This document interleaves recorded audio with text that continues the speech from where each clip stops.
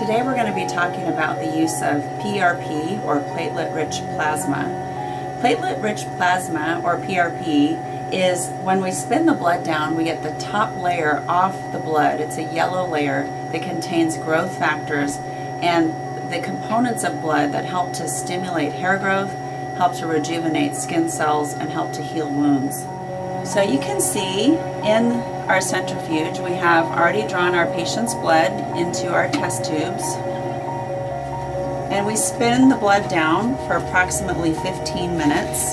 So we now have our platelet-rich plasma that we took off the spun down blood, and this is the component that contains all the growth factors and the molecules that will help hair to regrow faster and skin to rejuvenate faster.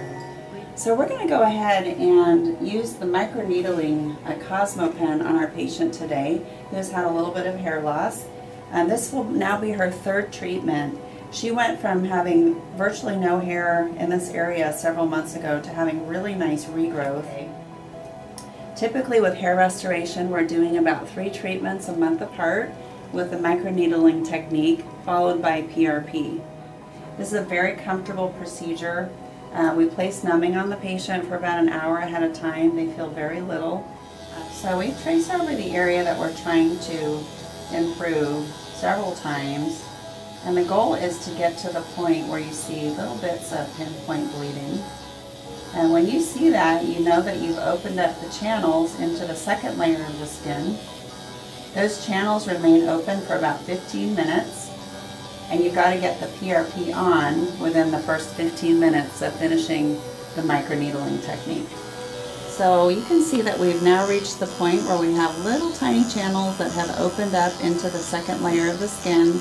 Patient's still really comfortable, but we see that there's just a little bit of redness to the skin. So we're now ready to place our PRP on our patient that we've just microneedled. And literally just let it drip right out of the syringe where it came in, and you rub it in.